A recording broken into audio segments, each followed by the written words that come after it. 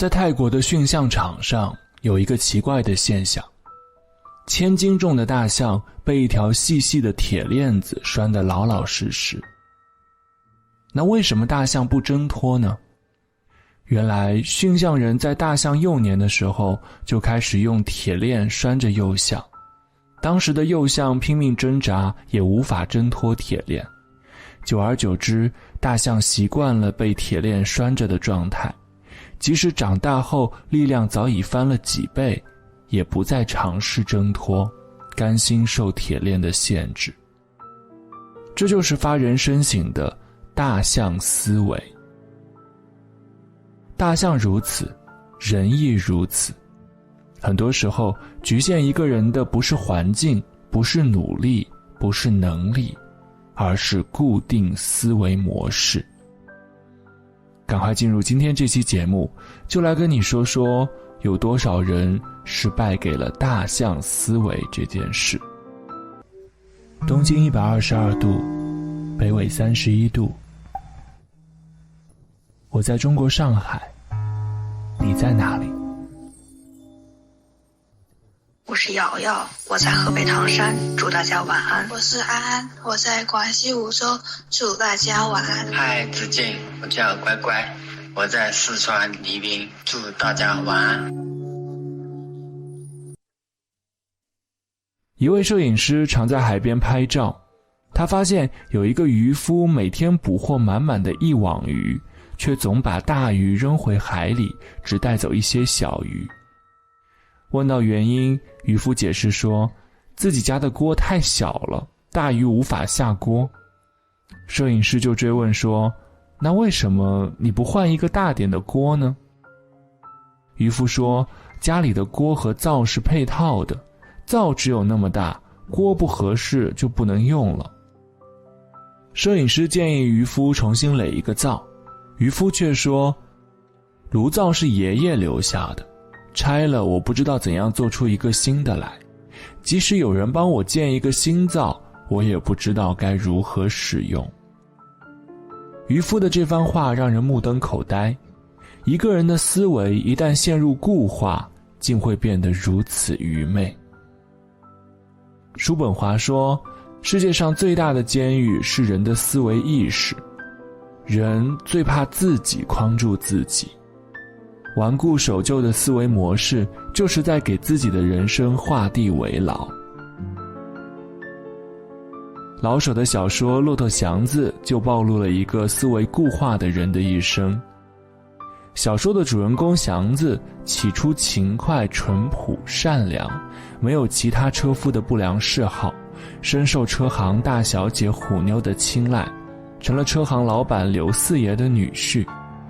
按理说，祥子的人生应该有很多种可能性，可他却偏偏认准了买车拉车这一条路，浑然不理外界的变化，也无视周围人的劝诫，狭隘又顽固，一味拉车攒钱买新车，再继续拉车。他的一生活在自己圈定的认知里，不知不觉把自己圈进了牢笼。在经历了新车被抢、虎妞和小福子相继离世的打击后，他依旧没有想着如何改变，而是自暴自弃，混吃等死。爱默生说，庸人之所以平庸，就是因为他们的思想过于固执。确实如此，人如果总是固守着老思想、老传统，难免会走进死胡同。时代在变，环境在变，形势也在变，过往的经验、内心的观念、自身的习惯都要及时审视，及时更新，打破思维定式，多想一些，多走一步，才能真正找到通往未来的路。前段时间，一位朋友分享了一个故事，让我很是感慨。朋友说，他老家的村子盛产多种水果、蔬菜等农副产品，但由于交通不便、信息不畅，尽管农产品很优质，还是会经常陷入滞销。而很多农产品都有时令性，一旦过了时节就更难销售了。每逢市场不好的时候，为了能及时卖出自家的农产品，村民一家赛一家的降价。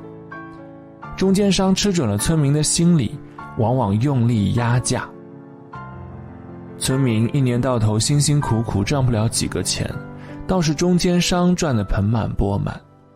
这种状况持续了好几年，直到一个大学生村官的到来。这个大学生是做什么的呢？他在了解了情况之后，成立了农产品专业合作社，组织村民统一销售，防止恶性压价。设计了村标，将村标注册成商标，对农产品进行统一包装设计，打出品牌，借助互联网直播等方式宣传，打响品牌，组织团队去大城市推介，与各大超市建立产地直供。这样一来，销量有了保障，品牌价值也日渐增加，村民依靠农产品的收入大幅提升。这就是思维认知的差别。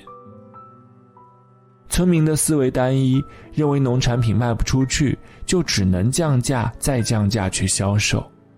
但大学生站在一个更高的视野，换一种思维，想到了更好的解决方案，解决了困扰村民多年的难题。作家刘润说，平庸的人改变结果，优秀的人改变原因，而顶级优秀的人改变思维。思维认知往往决定一个人能过上什么样的生活，达到什么样的人生高度。